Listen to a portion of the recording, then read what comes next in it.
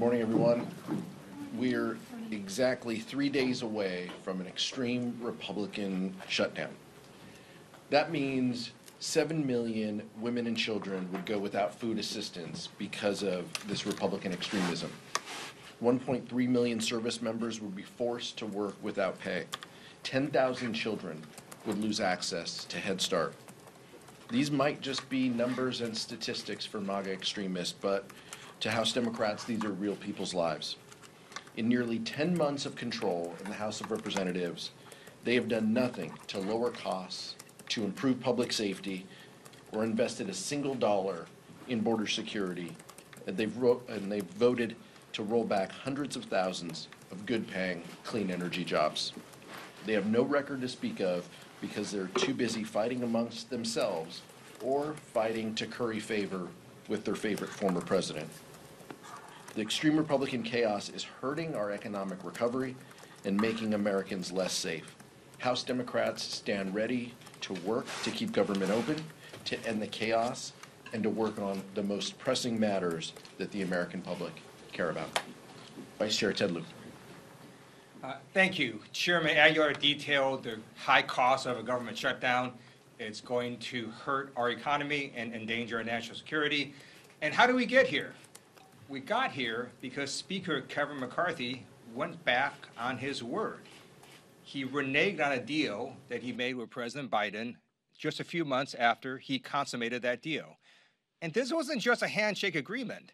This was a deal that was put in writing, shown to the American people, and literally voted into law.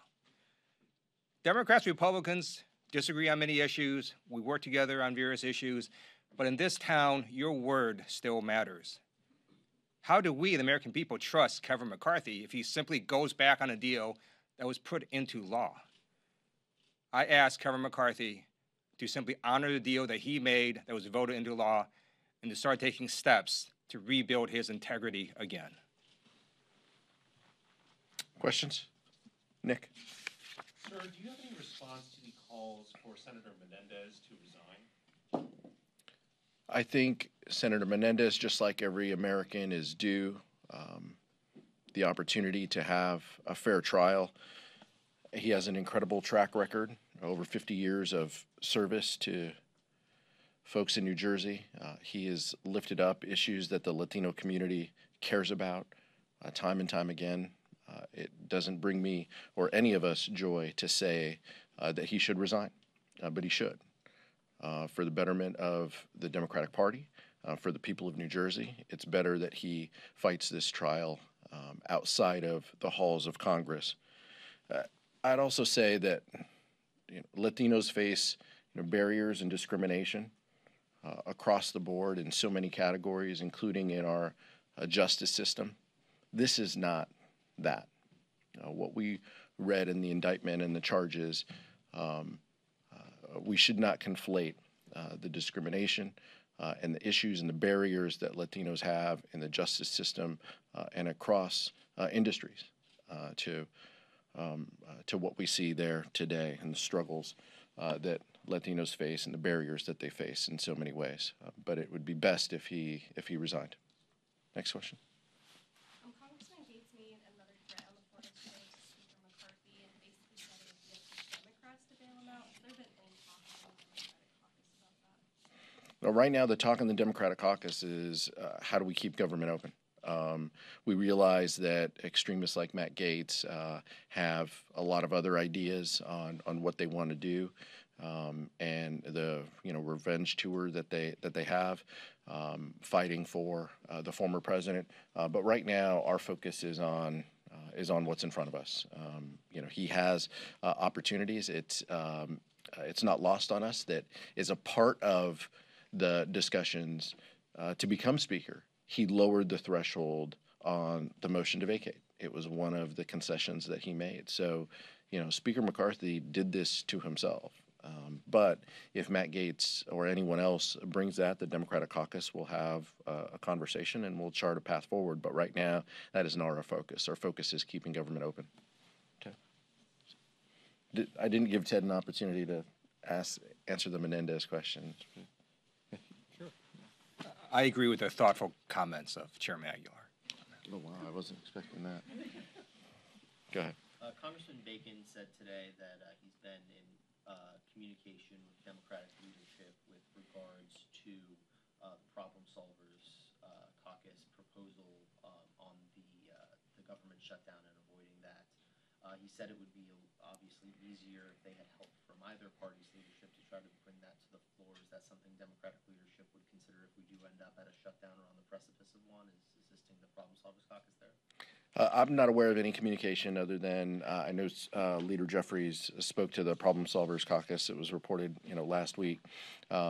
It's incredibly frustrating that so-called moderates time and time again have an inability to stand up to their leadership. They are going down to the floor and they are voting on the most extreme amendments now. And they have paved the way to pass appropriations bills that cut funding for women, infant, and children funding, to cut Head Start funding, to cut Title I education, to cut educators out of our classrooms. That's what they've signed up for. If they are interested in charting a path to avoid a catastrophic shutdown, we are willing to engage in those discussions. But they time and time again have proven that they have an inability to stand up to their leadership. We have been very clear that there are 3 elements to a CR that are needed. 1, FY23 funding levels continue. 2, get rid of the poison pill writers that they are intent on carrying forward to eliminate reproductive freedom and to decimate the freedoms that we hold dear. And 3rd is meeting the needs of the American public when it comes to Ukraine and our national security, as well as disaster assistance. If they're willing to meet those needs, by the way, that has bipartisan support in the Senate, then we're willing to work to make that happen. But they have not yet proven that they are willing to push back on their own leadership. Is border security a non-starter if it is tied to a CR? No. In fact, President Biden proposed $4 billion in a supplemental that addressed border security, that put $800 million of additional money into pushing back against fentanyl coming into our country. We absolutely support border security. That's why we want to fund the government. We don't believe furloughing Customs and Border Patrol officers or making them work and not paying them is a good national security strategy.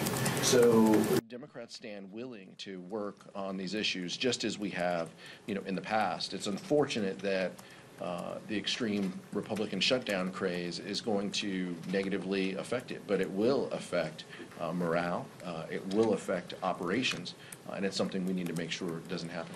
Just to clarify, HR 2 specifically, since Republicans are in charge of the House, that's the border security bill they want to ride with the CR. Is that a non-starter? Yeah, that's not a real border security bill. I mean, it's Republican fantasy land. It has no path to passing in the Senate. Senators have said that. It had 0 votes from House Democrats. Right now, the only way this works, the only way we avoid a shutdown is through a bipartisan measure. Speaker McCarthy knows it. Our senators know it.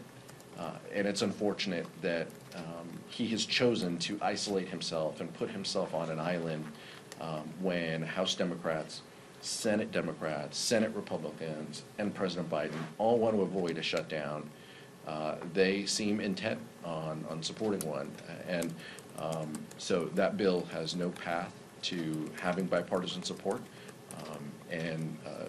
So that's why it does not appear that it will be included in any type of effort. But we stand willing to work on border security measures as we have. So it's even actually worse than that in terms of what Republicans are doing. If you look at their proposed appropriations bill for Homeland Security, it's going to hurt border security. And this CR that the Senate is working on, it went through initial vote that had 77 senators vote for it. That's a very large bipartisan vote. We expect to come out of the Senate with a large bipartisan vote. That really is the only path forward. And again, we're just asking Speaker McCarthy to honor his word to the American people.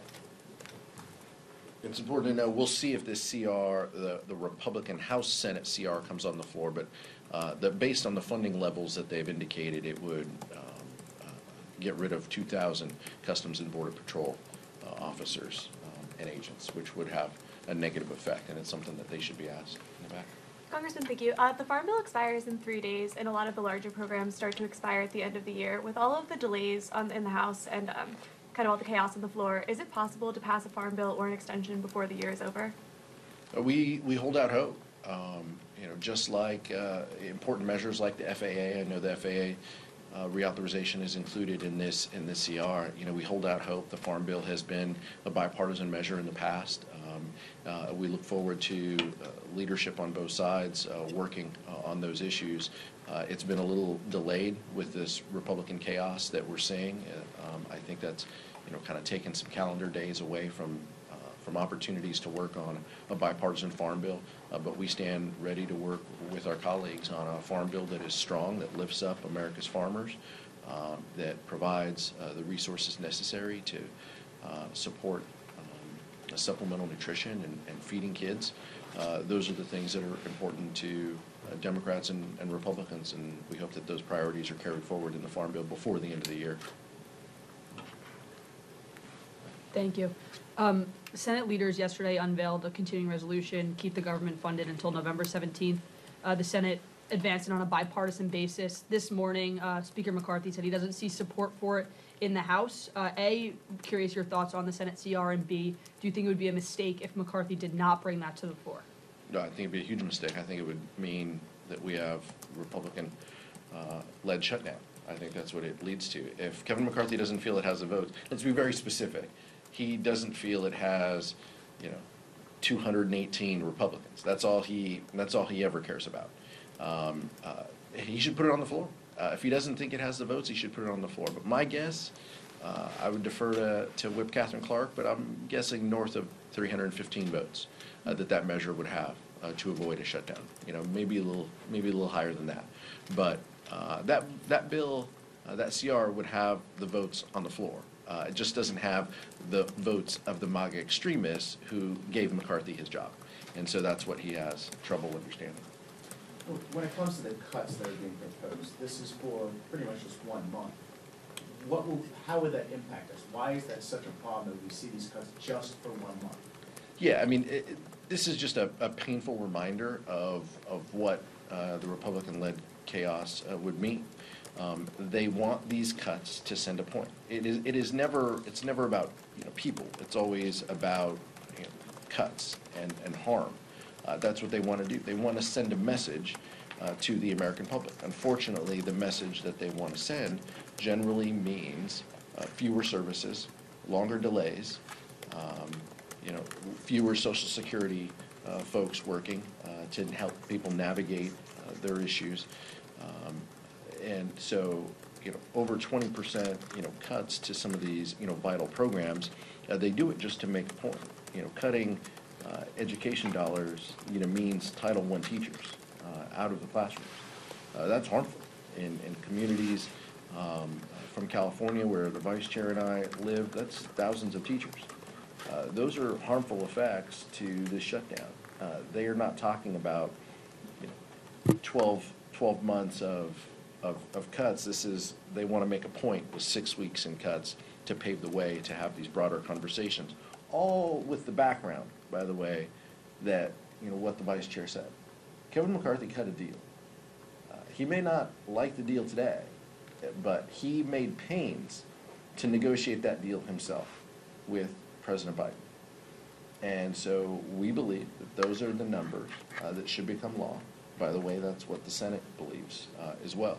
And unfortunately, the extremists won't let the Speaker abide by the deal that he made. Patty? Hi. There's now this strategy about Republicans working with Democrats on defeating a previous question to get a CR across. Can you talk about how likely something like that is versus a discharge petition versus Schumer? I mean, it's the same answer, that I gave to the Don Bagan conversation. The procedure, doesn't matter. There are various legislative avenues that are available. What we lack aren't legislative opportunities. What we lack is the will of a handful of so-called Republican moderates to do what is in the best interest of the American public, to keep government open, to fund government, to invest resources into protecting the freedom for the Ukrainian people, to replenish the disaster relief fund that is providing critical support to people in Hawaii and Florida and Vermont. We lack the will of so-called moderates. We don't lack legislative options, but if they... Are you leaning towards any? No, and honestly, it doesn't matter, because they would all have the same effect. If we had individuals who were willing to stand up to Republican leadership and help us avoid a shutdown. Last question, Lisa. Sorry, Lisa. Did you? Yeah, sure. Sure. Let me just make this clear again. Who is honoring this deal between Speaker McCarthy and Joe Biden that was voted into law? Well, Senate Republicans are, as are Senate Democrats and House Democrats, and the overwhelming majority of the House Republican caucus. The only people not honoring this deal are a handful of extreme right-wing MAGA Republicans that's going to send our country into a totally unnecessary government shutdown. And we're just asking Kevin McCarthy to stand up, rebuild his integrity, and honor his word. Lisa, last question. Things can change fast around here, but at this point, it feels like it would take a legislative and political miracle to avoid a shutdown, what we're hearing from especially House Republicans. My question to you is, this happens a lot in these shutdowns, but we're going to start hearing debates over who should get paid and how. Do you believe active duty military should be paid during the shutdown? Do you believe lawmakers should be paid? And do you believe House staff members should be paid? Well, I think we should focus all of our efforts to avoiding a shutdown. Full stop. That is what we are focused on. But as we get closer to a Republican-led shutdown, we're going to have to answer those questions. The House majority, so Republicans in the House through the House Administration Committee, will issue guidance to employees and to members. They may do that today, they may do that tomorrow, but sometime in the near future that will come. As soon as we have that guidance, I think we'll all be free to give you our opinions on this. My preference, there was a Pay Our Military Act that has been that was passed into law in the 2013 shutdown. We only had a partial shutdown in 1819, as you recall. But my preference would be that we don't lapse funding, or that we don't miss paychecks to people providing essential services. But we'll see where Republican guidance is. We have not passed appropriations bills into law, and so that could lead to consequences, because Kevin McCarthy has an inability to stand by his deal and to fund government. Thank you so much. Thanks, guys. Thank you.